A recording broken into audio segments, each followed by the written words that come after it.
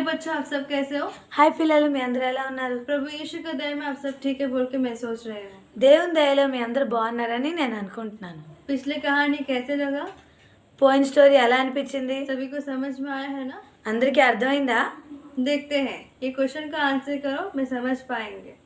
చూద్దాం. ఈ క్వశ్చన్కి ఆన్సర్ చేయండి, నాకు అర్థమవుతుంది. मोसेस के बाद कौन नायक बना है? इजराइल को कौन चलाया है? उसका नाम क्या है? మోషే తర్వాత ఎవరు నాయకులు అయ్యారు? ఇజ్రాయెల్కి ఎవరు నడిపించారు? ఆయన పేరేంటి? वो नीचे कमेंट कीजिए। అది కింద కామెంట్ చేయండి. तो उसके बाद हम लोग अभी सुनते हैं। ఇప్పుడు దాని తర్వాత ఏం జరిగిందో మనం విందాం. तो हम लोग सुने हैं 2 बंदियों को राहाब वेश्या ने बचाई है। అయితే మనం విన్నాం కదా, ఇద్దరు వేగులు అయిన వారికి రాహాబు అనే వేశ్య కాపాడిందని. तो वो लोग फिर इजराइल का झुंड के पास आ गए हैं, यहोशुआ के साथ मिले हैं और जो जो वो लोग देखे हैं वो सब यहोशुआ के साथ बताया है। అయితే ఇప్పుడు వాళ్ళు ఇజ్రాయెల్ వద్దకు వచ్చారు, యెహోషువతో కలిశారు. ఇంకా అక్కడ ఏమేమైతే చూసారో అన్నీ యెహోషువతో చెప్పారు. अभी यहोशुआ वो 2 बंदियों और इजराइल के सभी मिलके तैयार हो गए हैं उनकी यात्रा स्टार्ट करने के लिए। ఇప్పుడు యెహోషువ ఇంకా ఇద్దరు వేగుల వారు ఇంకా ఇజ్రాయెల్ అందరూ కలిసి ఇక ప్రయాణం చేయడానికి ఆరంభించారు. कहाँ जा रहे हैं? ఎక్కడికి వెళ్తున్నారు?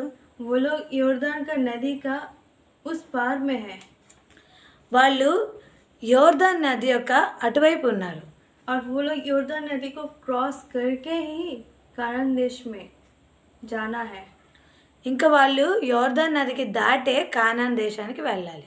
तो कैसे जाएंगे? అయితే ఎలా వెళ్తారు? नदी का मतलब वो पानी तो घुटने तक ही नहीं रहेगा। నది అంటే ఆ నీళ్లు కేవలం మోకాళ్ళ వరకే ఉండవు కదా. इसीलिए అందుకనే उधर एक आश्चर्य काम भी हुआ। అక్కడ ఒక ఆశ్చర్యకార్యం జరిగింది. वो क्या है? అదేంటి? उनका उनका नायक कौन है? कौन चला रहा है इजराइल को? వాళ్ళ నాయకుడు ఎవరు? ఇజ్రాయెల్కి ఎవరు నడిపిస్తున్నారు ఇప్పుడు? वो यहोशुआ है ना। ఆయన యెహోషువ కదా.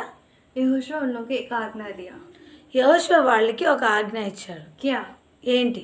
उन लोगों को चलने का एक तरीका भी बनाया। వాళ్ళు నడవడానికి ఒక విధానం చూపించాడు.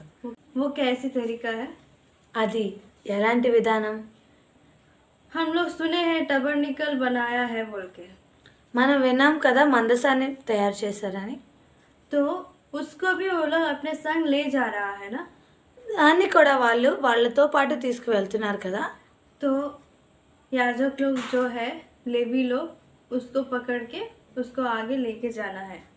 అయితే యాజకులు ఎవరైతే ఉన్నారో దాన్ని తీసుకొని ముందుకు వెళ్ళాలి. उसके पीछे और बचा हुआ याजक लोग चलेंगे। వాళ్ళ వెనకాల ఇంకా మిగిలిన యాజకులు నడవాలి. उनके पीछे सारे प्रजा। వాళ్ళ వెనకాల అందరు ప్రజలైన వారు నడవాలి. तो अभी हम बोले हैं ना योर्दन नदी को लोग पार करके जाना है। అయితే ఇప్పుడు మనం విన్నాం కదా యోర్దాన్ నదిని వాళ్ళు దాటాలని. तो वो लोग योर्दन नदी को पार करने के लिए क्या किया? అయితే వాళ్ళు యోర్దాన్ నదిని దాటడానికి ఏం చేశారు? कुछ नहीं, सिर्फ याजक जाके उनका पैर उस नदी के ऊपर ऐसे रखा है। ఏమీ కాదు, కేవలం యాజకులు వెళ్ళి ఆ నది మీద వాళ్ళ పాదాన్ని మోపారు.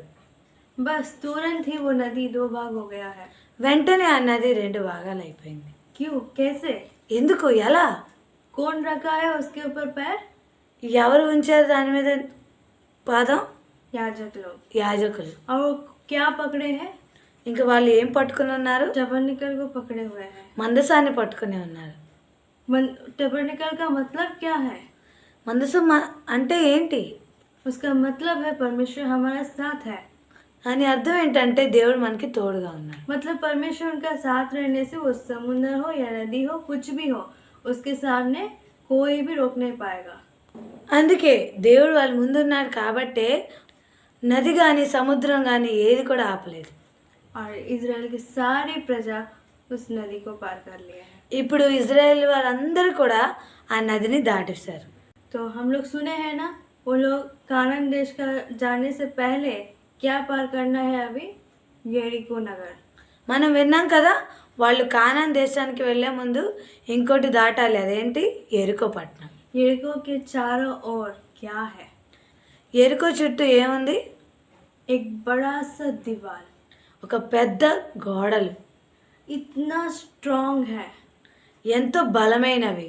और उस दीवार में बहुत सारे घर भी है। ఇంకా ఆ గోడల మీద ఎన్నో ఇల్లులు ఉన్నాయి. और इसके पहले हम लोग सुने भी हैं उसके विषय में। ఇంతకు ముందు మనం విన్నాం కూడా దానికోసం. तो उसको कैसे क्रॉस करना है? అయితే ఇప్పుడు అది ఎలా దాటాలి?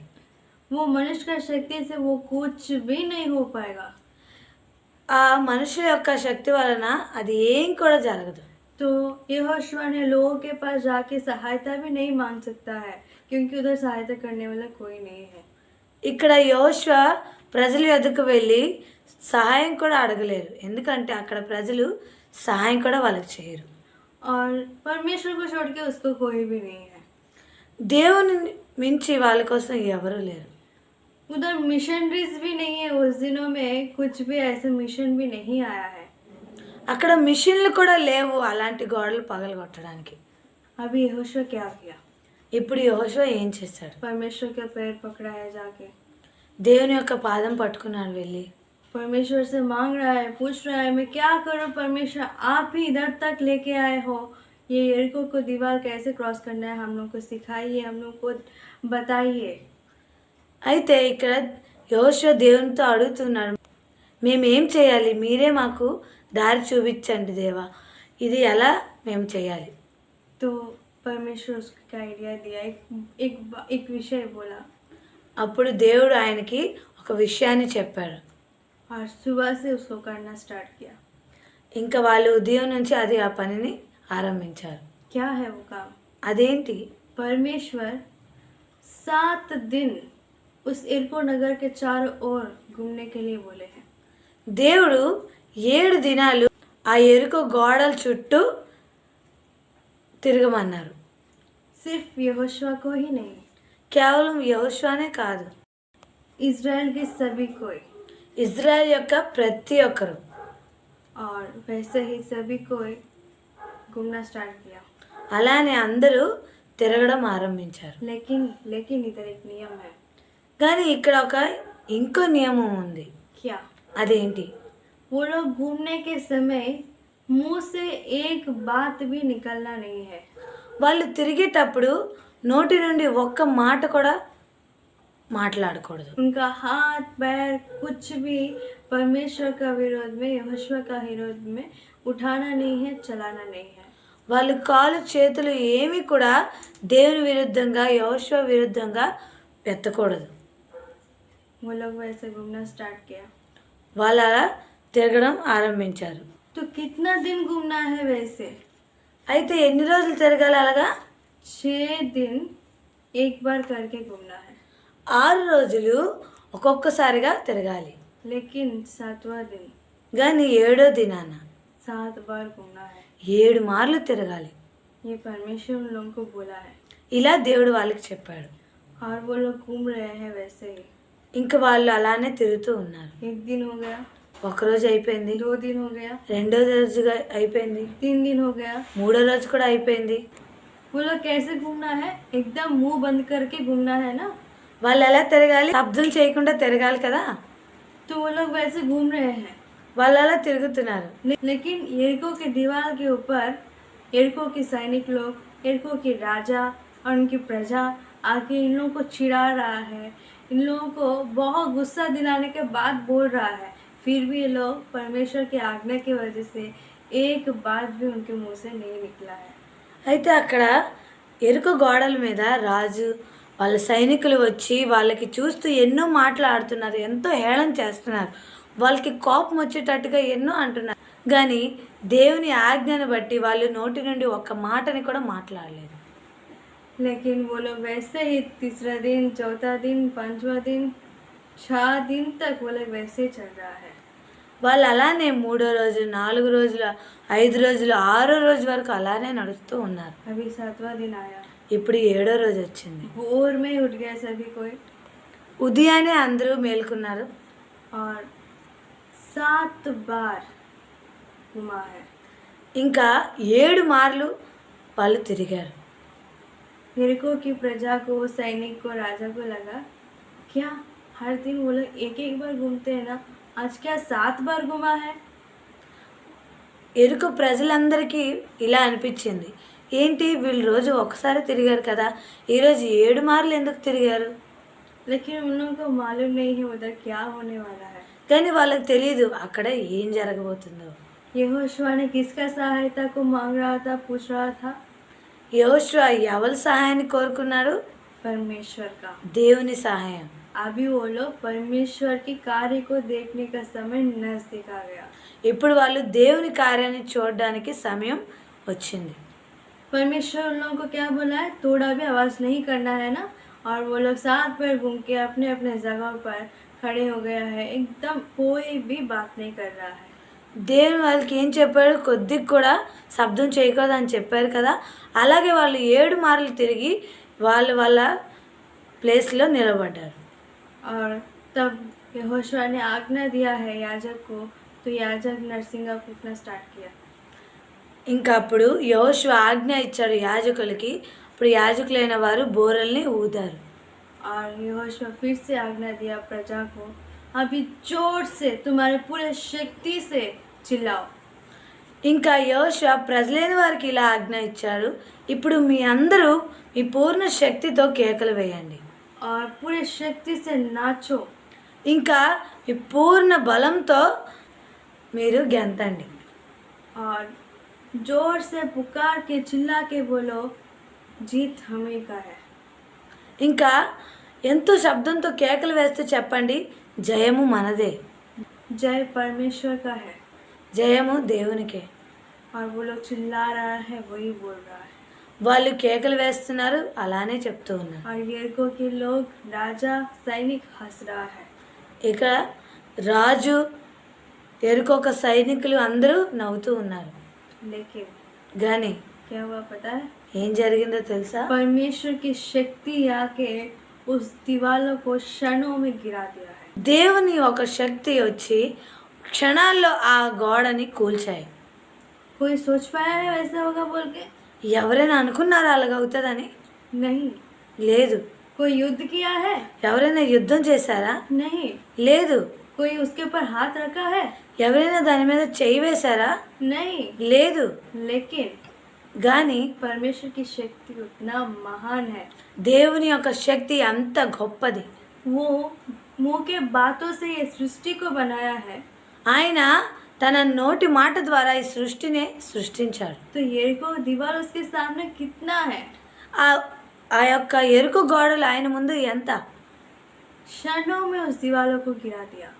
క్షణాల్లో ఆ గోడలు కూలబడ్డాయి.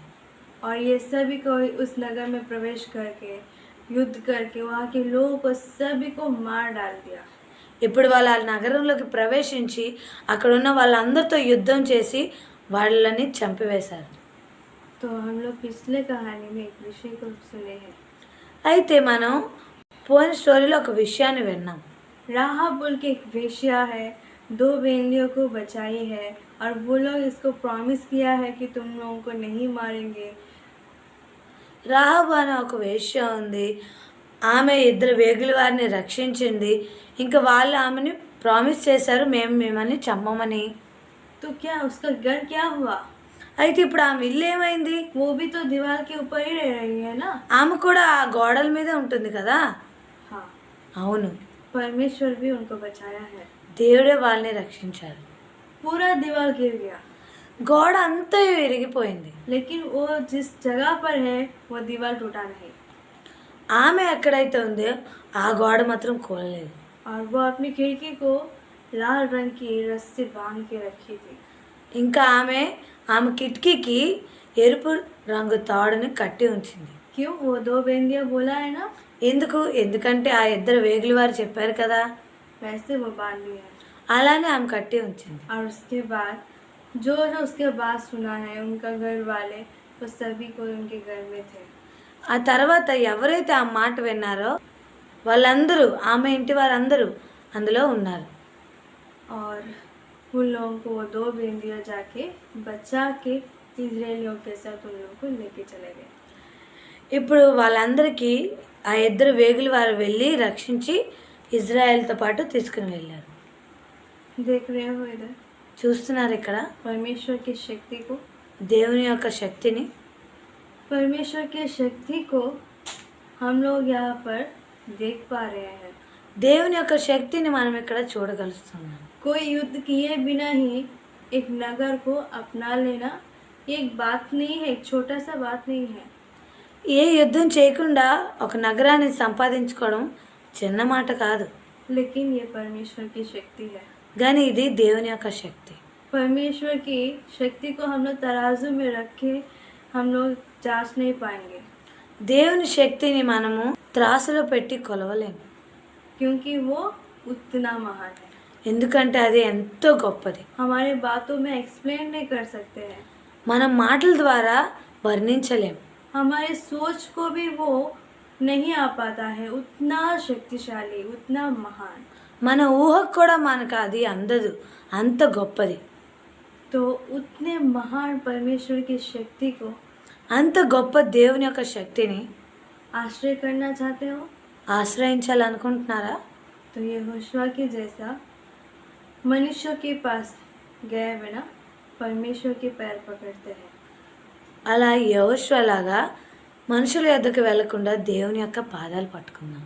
तब परमेश्वर हमें सहायता करेंगे, అప్పుడు దేవుడు మనకి సహాయం చేస్తాడు, असंभव को संभव करेंगे।